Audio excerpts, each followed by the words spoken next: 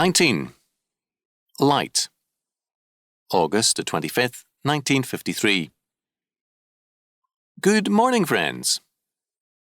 One of the things I remember with special delight from my boyhood is playing in the barn.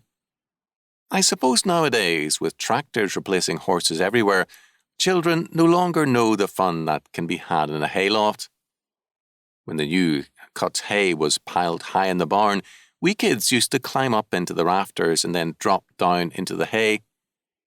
It was a good feeling to sink deep down into the still unsettled hay, bounce around it and wrestle by the hour. Then we got tired of swinging from the rafters and rolling around in the hay. We stretched out to chew a dry stalk and talk and daydream. Everything smelled good, clean and fresh. About that time, we'd noticed something that never failed to interest us. The barn siding had gaps of about 1/4 inch through which the sunlight shone. In the semi-darkness of the barn, we could see those narrow shafts of golden light cutting across the loft, and in every one of those narrow lines of light, it seemed as though 1,000,000 particles of dust were floating.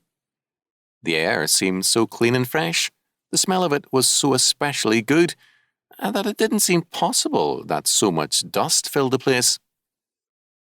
Some one of us would always give a bounce to his hay pile, and a heavier cloud of dust would rise in the shaft of light.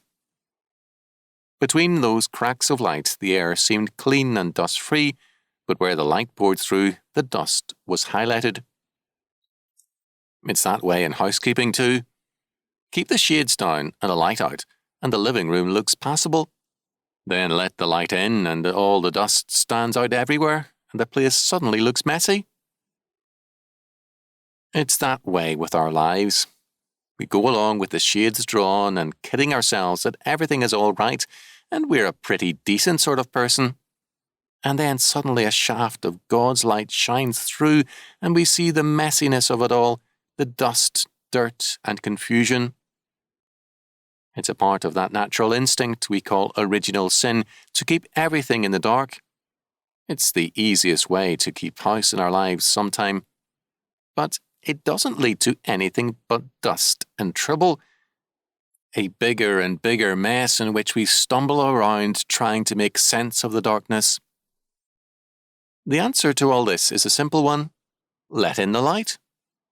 Throw open the windows of Scripture and prayer and let in God's light and clean air. Then we can see things as they really are, and we can throw open the door and invite God to come in and take over. And He does.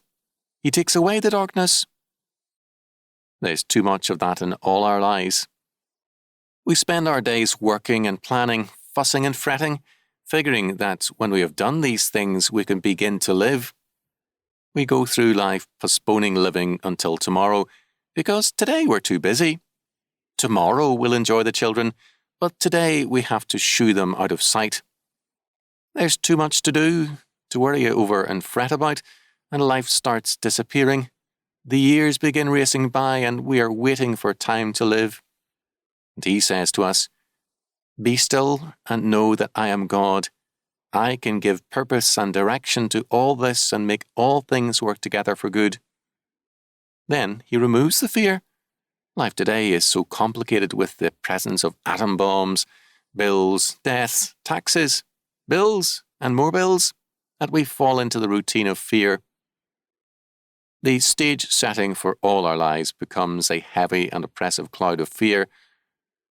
Our Lord says to this, "Let not your heart be troubled, neither let it be afraid." John 14:27. "I, even I, am He that comforteth you. Who art thou, that thou shouldest be afraid of man that shall die, and of the Son of Man which shall be made as grass, and forgettest the Lord thy Maker, that has stretched forth the heavens and laid the foundations of the earth." Isaiah 51:12 and 13. Finally, He takes away the dirt and dust from our lives and remakes them, so that we can say with the disciples of old, "Now we are clean through thy word."